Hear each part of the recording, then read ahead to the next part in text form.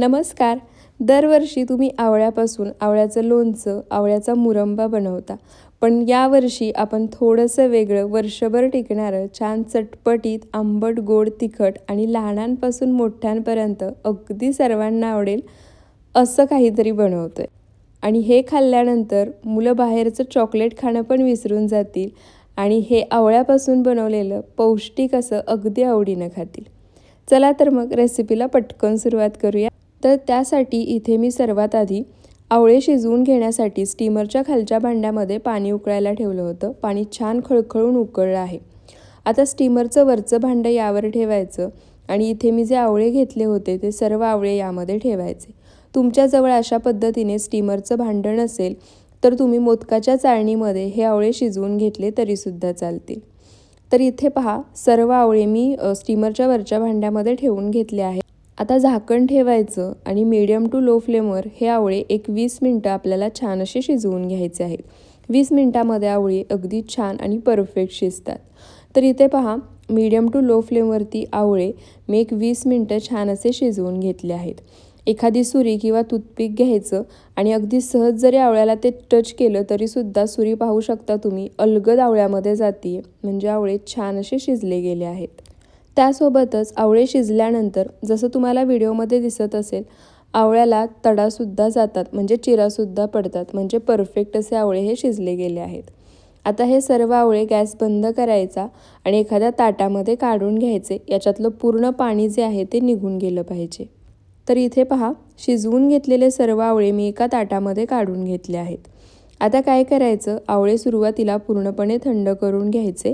त्यानंतर अशा पद्धतीने एखादं ताट घ्यायचं आणि त्यामध्ये टिश्यू पेपर टाकायचा. तुम्ही टिश्यू पेपरऐवजी एखादं सुती कापड किंवा रुमाल वापरला तरीसुद्धा चालेल, कारण आपल्याला या आवळ्यातलं सर्व पाणी काढून घ्यायचं आहे. आवळा पूर्णपणे ड्राय झाला पाहिजे. तर इथे मी एका ताटामध्ये टिश्यू पेपर टाकून घेतले आहेत. आता काय करायचं, जे आवळे आपण शिजवून घेतले आहेत ते आवळेसुद्धा अशा पद्धतीने एका आवळ्याचे 4 भाग करायचे आणि ज्या ताटामध्ये आपण टिश्यू पेपर ठेवला आहे त्या टिश्यू पेपरवरती ठेवायचे. टिश्यू पेपरवरती आवळे अशा पद्धतीने फोडून ठेवले की त्यातलं सर्व एक्स्ट्रा पाणी निघून जातं आणि अगदी आवळे व्यवस्थित ड्राय होतात. तर इथे पहा, जसं मी व्हिडिओमध्ये दाखवलं आहे अगदी त्याच पद्धतीने आवळे आपल्याला सोलून घ्यायचे आहेत, म्हणजे एका आवळ्याचे 4 किंवा 8 भाग करून घ्यायचे. तर इथे पहा, राहिलेले सर्व आवळेसुद्धा मी अगदी व्यवस्थित असे सोलून घेतले आहेत आणि टिश्यू पेपरवरती पसरवून घेतले आहेत.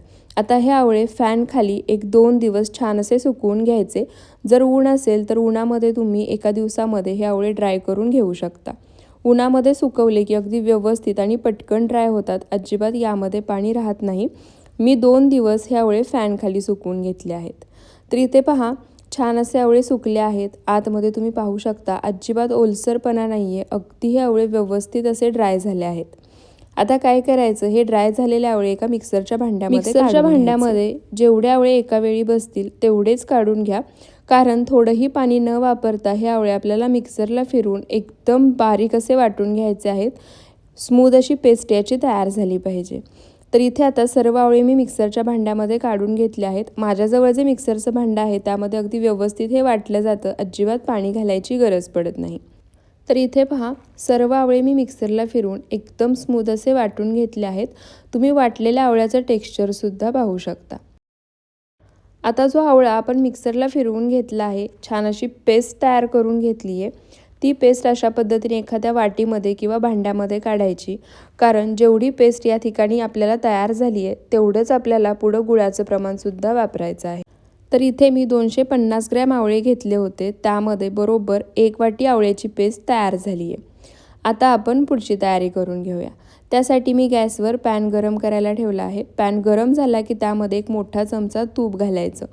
तूप वितळलं की आता यामध्ये जी आपण आवळ्याची पेस्ट तयार करून घेतली आहे ती घालायची आणि मीडियम टू लो फ्लेमवर तुपामध्ये छान अशी परतून घ्यायची, म्हणजे यामध्ये जो काही ओलावा असेल तो पूर्णपणे नाहीसा होतो आणि आपण जो पदार्थ बनवतोय तो अगदी वर्षभर त्याच्यापेक्षाही जास्त छान टिकतो. फक्त हवाबंद डब्यामध्ये भरून ठेवायचा. तर इथे पहा, पूर्ण तूप शोषलं जाईपर्यंत आणि तयार जी केलेली पेस्ट आहे ती पूर्णपणे ड्राय होईपर्यंत मीडियम टू लो फ्लेमवरती आवळ्याची पेस्ट मी परतून घेतली आहे. त्यानंतर आता यामध्ये ज्या वाटीने मोजून ही आवळ्याची पेस्ट आपण घेतली होती त्याच वाटीने मोजून यामध्ये गूळ घालायचा. तर 1 वाटी इथे आवळ्याची पेस्ट होती, त्यासाठी त्याच वाटीने मोजून इथे मी 1 वाटी गूळ पावडरसुद्धा घातली आहे. तुम्ही गूळ बारीक चिरून वापरला तरीसुद्धा चालेल. माझ्याजवळ गूळ पावडर होती त्यामुळे मी तीच वापरली आहे. गूळ घातल्यानंतर एकसारखं मिक्स करायचं. गूळ वितळायला लागला की मिश्रण तुम्हाला सेलसर झालेलं वाटेल, पण काहीही हरकत नाही. जसजसं हे मिश्रण तुम्ही छान असं परतून घ्याल तसतसं हे मिश्रण छान घट्टसर होतं. मिश्रणाचा रंगसुद्धा बदलतो आणि याची चव म्हणाल ना तर अगदी छान चटपटीत अशी लागते. लहान मुलंसुद्धा आवडीनं खातात. तर इथे पहा मिश्रण सेलसर व्हायला लागले. याच पद्धतीने आता मीडियम टू लो फ्लेमवरतीच हे मिश्रण मी हलकंसं घट्टसर होईपर्यंत परतून घेते. तर इथे पहा एक 3 ते 4 मिनटामध्येच हे मिश्रण छान असं घट्टसर झालं आहे. मिश्रणाची तुम्ही कन्सिस्टन्सीसुद्धा पाहू शकता. त्याचसोबत मिश्रण खाली पॅनला चिटकायचं सुद्धा बंद झालं आहे, म्हणजे आतपर्यंत अगदी व्यवस्थित शिजले. गॅसचा फ्लेम पूर्णपणे लो ठेवायचा आणि आता यामध्ये एक छोटा अर्धा चमचा वेलची पूड घालायची. वेलची पूड घालणं पूर्णपणे ऑप्शनल आहे. तुम्ही वेलचीच्या ऐवजी थोडंसं जायफळ घातलं किंवा थोडीशी सुंठ पावडर घातली तरीसुद्धा चालेल.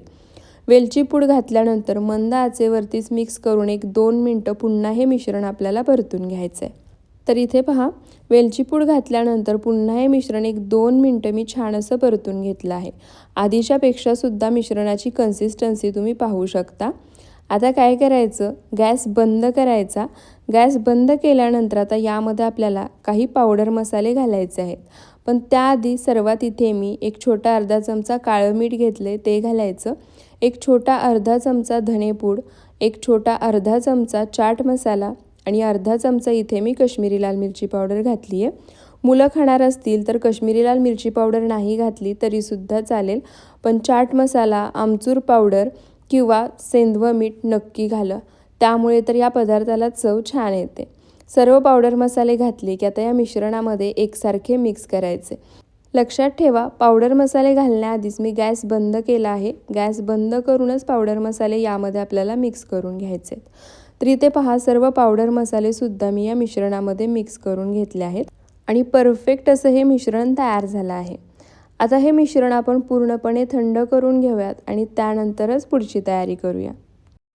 तर इथे पहा मिश्रण पूर्णपणे थंड झालं आहे आणि पहिल्यापेक्षा आणखी घट्टसर झालं आहे. परफेक्ट अशी कन्सिस्टन्सी तयार झाली आहे. तुम्हाला जर गूळ वापरायचा नसेल ना तर याऐवजी तुम्ही पिठी साखर वापरू शकता.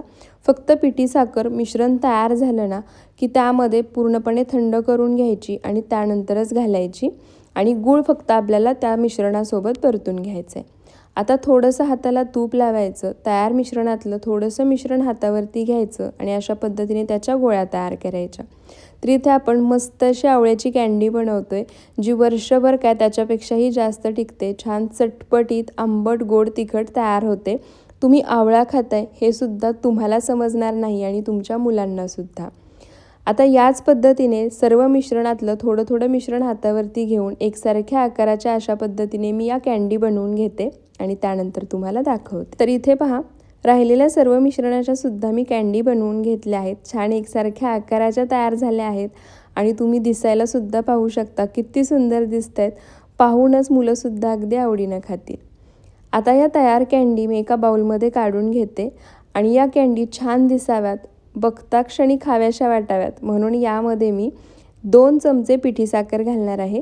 पिठी साखर घातल्यानंतर आता ही पिठी साखर या कँडीमध्ये आपल्याला मिक्स करायची आहे.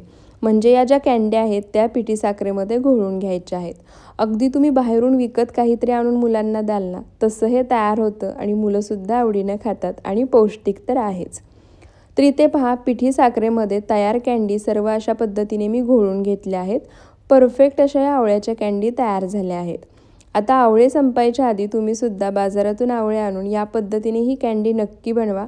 वर्षभरापेक्षाही जास्त टिकते आणि लहानांपासून मोठ्यांपर्यंत 100% सर्वजण अगदी आवडीने खाणार. तुम्हीसुद्धा एकदा नक्की बनवून पहा. व्हिडिओ आवडला असेल तर व्हिडिओला जास्तीत जास्त शेअर करा, एक लाईक नक्की करा.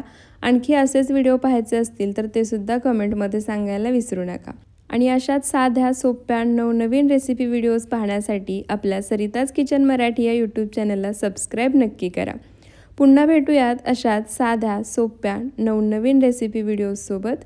व्हिडिओ शेवटपर्यंत पाहिल्याबद्दल खूप खूप